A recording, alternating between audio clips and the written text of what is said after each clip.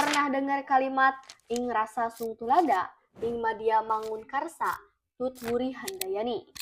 Kalimat ini bukan sekedar slogan pendidikan. Ini adalah filosofi hidup dari seorang tokoh yang tak hanya mencerdaskan bangsa, tapi juga merintis jalan agar rakyat Indonesia bisa berpikir bebas, berani, dan merdeka. Namanya Ki Hajar Dewantara. Bukan hanya pahlawan pendidikan, ia adalah pemikir, pejuang kemerdekaan, dan simbol revolusi intelektual di tengah penjajahan. Lahir dengan nama Raden Mas Suwardi Surjadiningrat pada 2 Mei 1889, ia berasal dari keluarga bangsawan Keraton Yogyakarta. Tapi sejak muda, ia sudah menolak hidup enak jika harus meninggalkan nasib rakyat. Ia menyadari bahwa pendidikan pada masa itu hanya milik kaum elit dan orang Belanda. Rakyat pribumi tidak punya akses untuk belajar. Bagi Suwardi muda, ini adalah bentuk penjajahan yang paling dalam, menjajah pikiran. Awalnya, ia dikenal sebagai jurnalis. Tulisan-tulisannya tajam dan menggugah. Salah satu yang paling terkenal adalah artikel yang berjudul Seandainya Aku Seorang Belanda, yang diterbitkan pada tahun 1913. Dalam tulisan itu, ia mengkencam keras rencana pemerintah kolonial merayakan kemerdekaan Belanda di tanah jajahan, sementara rakyat Indonesia sendiri ditindas dan miskin. Hingga pemerintah Belanda marah, ia ditangkap dan diasingkan ke Belanda bersama 2 tokoh lainnya, yaitu Douwe Dekker dan Titjo Mangunkusumo. Mereka bertiga dikenal sebagai 3 serangkai pelopor nasionalisme Indonesia. Namun, pengasingan tersebut menjadi titik balik hidupnya.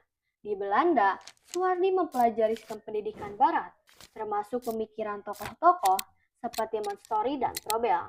Ia sadar bahwa jika bangsa Indonesia ingin merdeka, yang pertama harus dibebaskan adalah pikiran dan hati rakyatnya. Ia lalu mengubah cara perjuangannya. Dari jalan politik, ia pindah ke jalur pendidikan.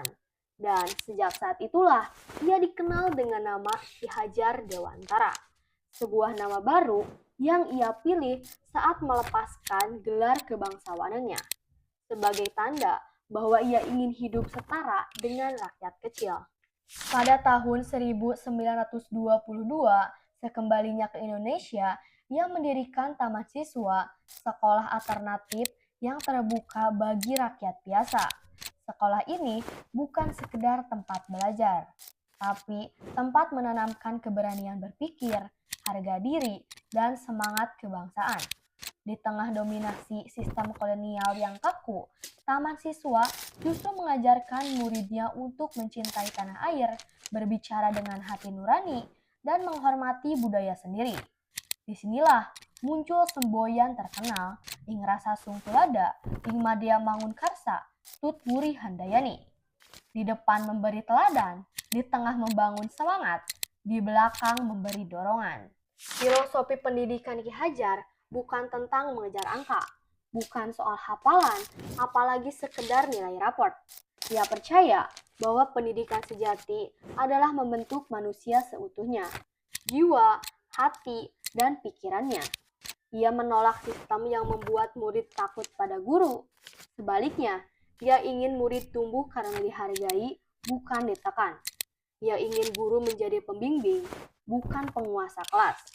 Konsep ini jauh lebih modern dibandingkan pendidikan kolonial saat itu. Bahkan hari ini, banyak sistem pendidikan modern dunia justru kembali ke semangat yang dulu ditanamkan Ki Hajar.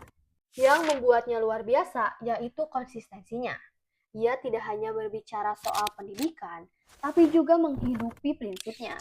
Ia hidup sederhana, dekat dengan rakyat, dan menjadikan pendidikan sebagai alat perjuangan, bukan sekedar profesi. Ia percaya bangsa yang besar adalah bangsa yang cerdas, dan kecerdasan itu bukan warisan, tapi hasil dari proses panjang yang dimulai sejak kecil. Maka ia